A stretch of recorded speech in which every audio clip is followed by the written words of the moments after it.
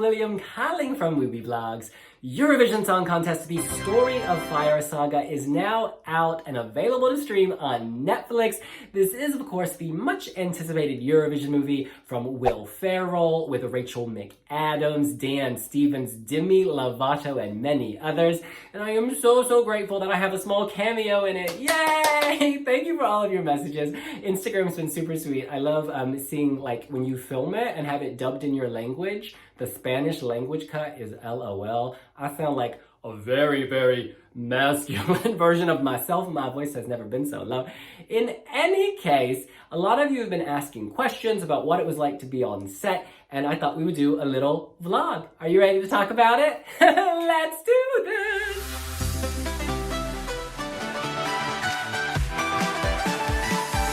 Now, it should go without saying, if you haven't seen the Eurovision movie and you want to keep all surprises surprises, you should probably not watch this, because I may discuss something in the movie that you haven't yet seen. So please go away right now. Just click out. I ain't gonna know. I ain't offended. You can always come back later. Bye. In any case, one question I keep getting is, how did you end up in this movie? So way back in Eurovision 2018, Will Ferrell was on the ground collecting research, interviewing people, spending time everywhere from Euro Club to embassy parties to rehearsals, just, doing research like a journalist would or an author would, an investigator would. He, of course, as you know, has a Swedish wife, and she introduced him to Eurovision back in '99, I believe, when Charlotte Nilsson, aka Charlotte Pirelli, won with Take Me to Your Heaven, and he was hooked. And so he was going to make this amazing movie for Netflix. Curiously, I had written an article for the New York Times that coincided, or rather it came out while he was in Lisbon, and he had read the article. And then we met up and we talked about the article and just, discussed Eurovision at large. And yeah, he was really knowledgeable. He had really good questions. And it became very clear he wanted to make a movie that was respectful of Eurovision and the song contest that fans love, while also having fun and making something accessible to a mainstream audience. And that's the challenge with these movies, isn't it? If you're covering a niche topic, people are always going to be, very sensitive. They're going to closely guard what they consider theirs. But you also, you want to honor them, respect them, but you also want to make it accessible to a wider audience, It's like when I go to Comic-Con, I love comics, but when I go to Comic-Con, sometimes I'm like, what? Because it's like next level fandom. And it's about, striking that mix, that balance between the two. You can actually read more about Will Ferrell and his intentions with the movie and what the stars who are in the movie, like Netta and Alexander Rybak. Oh, and Conchita, obviously, think about the movie. There's an article in time.com. It also quotes me. I talk about my encounter with Will in Lisbon. That is linked in the description. So anyway, I get a call in 2019, that was last summer, and it was from the folks involved with the Eurovision movie, and they were like, would you like to appear as yourself in a little cameo role? And I was like, oh my goodness, yes, absolutely, let's do this. Oh, and you guys, this was way back in August, I should point out. So I got a call in July, I think, and we filmed in August, and then they were still filming all the way into the spring. Keeping a secret for 10 months, can I just tell you? It was exhausting. I was like, people would bring up the movie and I was like, I just wanted to change the subject because I knew I would let it slip. So I just did not talk about the movie. We wrote about the movie, obviously, whenever there was news, because Netflix was very good about sending out press releases, and there was constantly stuff in Variety or E-Canada, wherever. And so there was lots of stuff to write about. And so I would sort of channel my energy into writing post because I knew if I talked about it, I would slip. So even Debin didn't know. Debin at Wiwibloggs.com did not know. I only told him a day or two before, and no one on Wiwibloggs knew. I don't think I've even told my mother yet, and the movie's out. I probably should do that.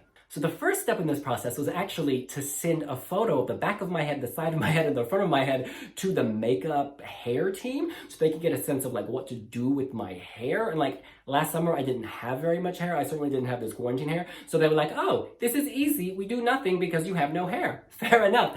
So then after work one day, I went to a production studio in Southwest London, and they have all these clothes, all these racks and racks of costumes. One room, they had done kind of mood boards or storyboards for each of the main characters in the movie. So there was a board devoted to Dan Stevens' character. There was a board devoted to Will Ferrell's character with tons and tons of looks and inspirations. And then they took me to this small room, and these two like fashion consultants came in, and I had sent them my measurements in advance, and they kind of got a sense of like my character from YouTube. And so they brought in these outfits, and they were like had me try on all these things. We went for some very textured pants. They pulled out this shirt, which you will recognize if you've seen the movie. This is like this oily stain slicked shirt. Not oil stain slicked, but you know, like when oil's in a puddle of water. And it's actually from Topshop. This is not the one I wore in the movie. I bought this after the movie was over because I had seen it was from Topshop, or after the filming was over. I had seen it was from Topshop, and I was like, I need to own this shirt so I can wear it on Instagram so y'all can recognize me from my split second in the movie. So you might have seen it in recent YouTube videos and on Insta. In any case, they chose 3 different looks, all with the W, and like it was this oil slick shirt, there was like a purple cheetah-esque shirt, and then there was just a black blazer. And then I went away for a few weeks because my filming wasn't for like 2 or 3 weeks later. And so, yeah, they just stored all these clothes in this massive warehouse. And it was really funny because on that day, I would see mood boards like devoted to Graham Norton, devoted to, you know, other actors and actresses who are in the movie, but at that time they were not publicly confirmed. So I was like, oh my goodness, this is like insider information. But of course I couldn't say anything. And I saw, you know, that big Lordy-esque outfit. I saw this like white papal outfit. I saw, oh, this chart here. It was like the body of a Viking, like with different measurements because they were making costumes custom for this person. It was just really interesting to see how much work and how much thought goes into every single detail in a production of this scale. Okay, so then the big day arrives. I was actually on set for 2 days, and they send cars to retrieve you to make sure that you're gonna be there on time. Because, you know, if I was taking public transport, it would probably take me 10 years.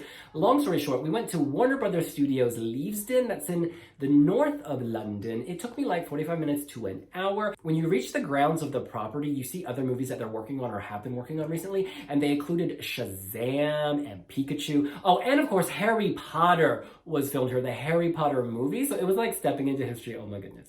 Okay, so then I went to my trailer. OMG, this was super fun. Wiwibloggs number 44. 44 is like the character number you are, and that corresponds to what's on this like call sheet for the day. Oh my goodness, I nearly died when I saw this. It says Will Ferrell, Rachel McAdams, Willie and Lee Adams. Yes!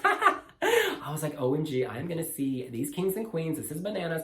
But anyways, so then I went around to my trailer for a while, and someone briefed me on the scene that day. The first scene actually got cut from the movie, but there's a picture of this scene in Total Film magazine, and you see Rachel and Will at a press conference with all these flags behind them, and they're talking to the super lovely, super kind, super generous director David Zabkin. So actually on the other side of that photo, which you can't see, there are like 100 extras. There are 4 like speaking parts.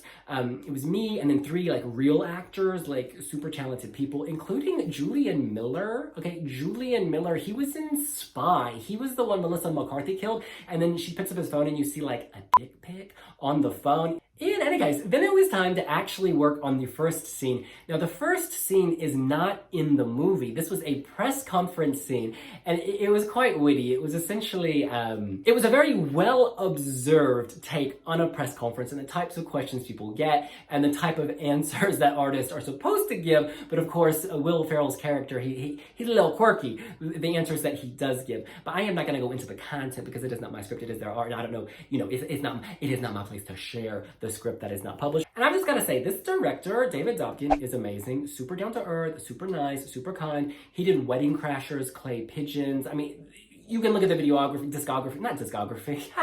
filmography. It is extensive. It is amazing. He did the Dr. Seuss production recently on Netflix, which was just amazing. Green Eggs and Ham. I just have to say, he was super, super nice, so down to earth, so kind, so encouraging, so warm. Same for Will Ferrell. He came down from the podium to say hello. He's like, oh, how are things going? You know, just really like, it didn't feel like, oh, we're making a movie, this is business. It felt like they were creating something they were really excited about generally, and they were just so nice to everyone on set. And like, you really get that. You know, I really believe like in businesses and stuff, like, or in workplaces that I've been in certainly, the culture is kind of defined by the leader, and like because everybody on set was so nice, like literally everyone from like the makeup artist to like the clothing people to the continuity people, you get the sense that it was just good feels coming down from the top.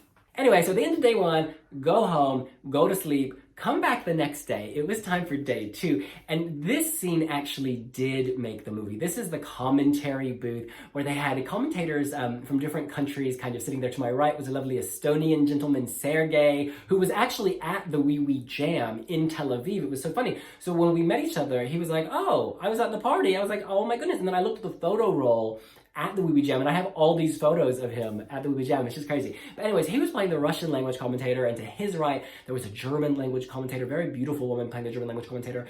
And yeah, this was all ad-libbing. There was no script, so it was quite fun. The camera just kind of rolled down, and the director, David, he was like, just talk, just say something. He'd be like, there's a woman on stage, react. And so it was super fun. Yeah, and so the line they ended up going with was, call the police, our girl is killing it. That is in the movie.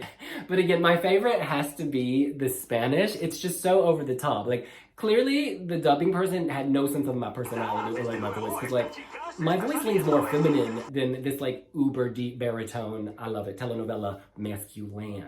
Oh, I should also point out that when we were filming in the commentary booth, we didn't see like the act. I didn't know who was performing. So the director would be like, it's a man, it's a woman, it's a group, you know, keeping it generic so then he could later edit it, which is like, I mean, it seems so obvious, but I think it's also really clever. And also, you don't really know the plot of the movie. Everything is very tightly under wraps. Like, everything is very secret because you want to preserve the surprises.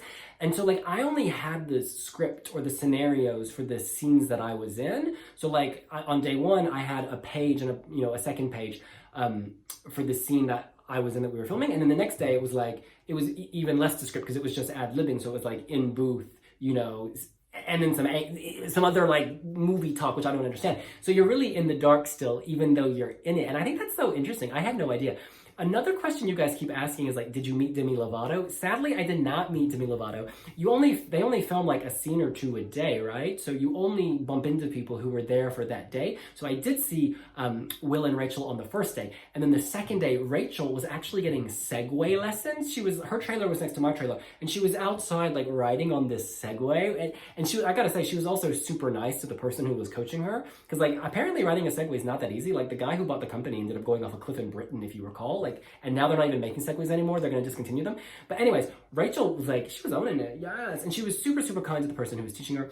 I did not meet Demi Lovato. I did not meet Dan Stevens. I did see their costumes though, a few weeks earlier when I was in that big warehouse. And Dan Stevens, oh my goodness, in that movie, he killed it. Gosh, and one of the big takeaways for me, and again, this should be so obvious to anyone in the film industry, is just how many moving parts there are. Like, obviously, when you watch the end credits, you're like, what on earth? Who are all these people? But so many people have so many important jobs. Like, there's a person who does continuity. So, like, each day, basically, they photograph all of you, what you're wearing, the angles of your head from the front and the back, what your makeup looks like. Just so if you need to recreate the scene later, or if they need to redo it later for whatever reason, they have all these factoids they can just whoosh, whoosh, put it back together. And I was actually super sad on the second day because it was over and I couldn't like experience this magic anymore. But I just left with super warm feelings for everyone involved in this movie. And I think that affects the way I look at the movie in some ways, because I know their intention was so warm, so like coming from such a good place. And so when I watch it, that is what I'm focused on. Like, I need to watch it again. I've seen it once, but I need to watch it again because I could just see that warmth the whole time, that kind-hearted intention. I want to take a step back and try to like delete everything and see if I can watch it afresh, as if I hadn't seen behind the scenes to see what I think about it. Another person asked, were you super nervous? And I'd say maybe on day one, I was kind of nervous, but on day two, I just felt really at ease because like ultimately it was ad-libbing. And so it's like, you're playing a gay, half Asian American Eurovision obsessive who blogs about Eurovision and does review videos. I can handle that. That is organic. That was not a challenge, but it was just so much fun. It's so much fun. In any case, I hope that answers some of your questions. You guys, thank you so much for all of the sweet Instagram and tweets you've been sending. That's like super, super nice. I hope that all of you find something in the movie that you can love, something in it that, makes up for the fact that we didn't have a Eurovision this year. What I take away is just so much warmth, so much love for Eurovision. I think that the teams, the crew, the director, everyone's like love of Eurovision comes through in the movie, and I hope that you'll get that warm feeling as well. It's like a warm embrace, y'all. Ooh, hashtag perfect harmony. In any case, if you have any other questions, shout them out down below. I hope you're staying safe. I hope you're staying happy. It's like really hot in this room. I don't have the window open, and I got this light to get rid of my zits. I'm like, that's why I'm like really inarticulate right now. It's like a volcano up in here, volcano, man. In any case, that's what I think. What do you think? Did you watch the movie? Did you enjoy it? You can watch our review video on the movie in a separate video on the Wiwibloggs YouTube channel, and we will see you later. Bye!